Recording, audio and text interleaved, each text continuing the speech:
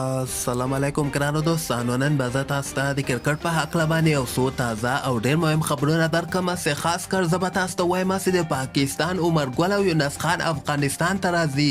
د نه علاوه به زه تاسو ته آی پی ایل لیګ نه یو خبر درکړم چې سبا ته په آی پی ایل کې د رشید خان دوی ټیم لوبه هم ترسره کیدونکې ده، او بل به زه تاسو ته دغه راتلونکې هفته کې د آی سی سی یوه غونډه ترسره کیږي. په دغه غونډه کې به کومې فیصلې کیږي او رمیز راجا هم آی سی سی دغه غونډه کې یو پیشنهاد به وړاندې کی، او بل به زه تاسو ته د محمد نبی په هکله باندې مې یو خبر درکړم. ویډیو تر اخره پورې وګورئ، په هر څه به تاسو پوه سئ. راځم اول زه تاسو ته وایم چې تېره ورځ 25 افغان لوبغاړي د دوبۍ په طرف باندې روان سوي ول. هلته به دوی 20 ورځې یو کیمپ په دوبۍ کې لګیږي چې دغلته به د لوبغاړو فټنس ګوري، او د دغه کیمپ لپاره د پاکستان عمر ګل او یونس خان سره هم افغانستان کرکټ بورډ خبره کړې ده. دغه دوه پاکستاني لوبغاړي به د افغانستان لوبغاړو ته روزنه کوي، او چیرته افغانستان کرکټ بورډ بیا وایي چې موږ دوی سره خبره کوو چې دغه کیمپ نه وروسته موږ یونس خان د بیټینګ کوچ کو او عمر ګل د بالینګ کوچ کو، که چیرته دوی را سره ومني دغه دوه پاکستاني لوبغاړي به افغانستان ته راځي او کابل کې به د موږ لوبغاړو ته روزنه کوي.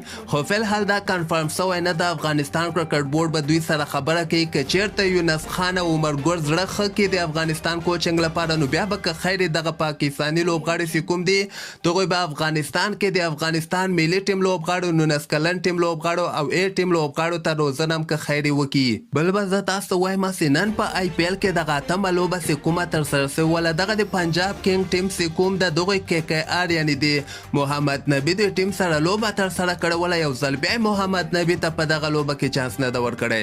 دغه درېیمه لوبه ده چې کې کې آر یعنې کولکاتا نایټ رایډر محمد نبي ته اهمیت نه ورکوي او دته چانس نه ورکوي. دغه نننۍ لوبه بیا کې کې آر ګټلې ده، یعنې کولکاتا نایټ رایډر په 6 وکټو باندې دغه لوبه ګټلې ده. پنجاب 138 رنز ټارګټ ورکړ، دوی بیا ډېر په اسانۍ سره 15 اوور کې دغه ټارګټ پوره کړی ده. سبا ته دوه ډېرې زبردسته لوبې په آی پی ایل کې ترسره کیدونکې دي.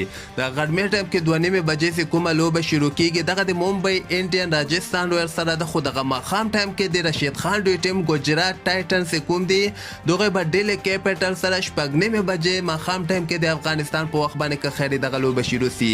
هریانا تلویزیون او وطن تلویزیون کې تاسو دغه لوبه لایو هم کتلی سئ. د نه علاوه به زه تاسو ته وایم چې راتلونکې هفته کې د آی سی سی یوه غونډه ترسره کیږي او میټینګ به کیږي چې په دغه کې به دغه راتلونکي سیریزونو په هکله باندې فیصله کیږي. دغلته به د افغانستان د سیریزونو فیصله هم کیږي، یعنې کال 2023 نه وروسته به دغه څومره سیریزونه دغه میټینګ کې به آی سی سی که خیر دغه سیریزونه اعلان کړي. د اف ټي پي پروګرام دغه نورې لوبې چې کومې دي دغه به هم که خیر اعلان سي. خو دغه نه علاوه رمیز راجا بیا غواړي استرالیا، هندوستان، انګلند او پاکستان څلور اړخیزه شلوریزه ټورنمنټ دوی غواړي راوباسي، او دغه پیشنهاد به هم دوی آی سی سی په دغه میټینګ کې وړاندې کوي. رمیز راجا مخکې هم دغه خبره کړې وله او اوس دوباره یې دغه خبره کړې ده چې راتلونکې هفته کې چې کومه میټینګ ترسره کیدونکی ده په دغه کې به زه آی سی سی سره دغه مسله شریک کړم، او که چیرته دوی تیار سو، هندوستان تیار سو، استرالیا او انګلند تیار سو، نو بیا به څلور اړخیزه شلوریزه ټورنمنټ که خیر ترسره کیږي په راتلونکي وخت کې. او په آخره کې به زه تاسو ته وایم چې د پاکستان او د استرالیا دغه درېیمه 50 اوریزه لوبه چې کومه یوه ده دغه به که خیر سبا ته 2:30 د افغانستان په وخت باندې ترسره سي.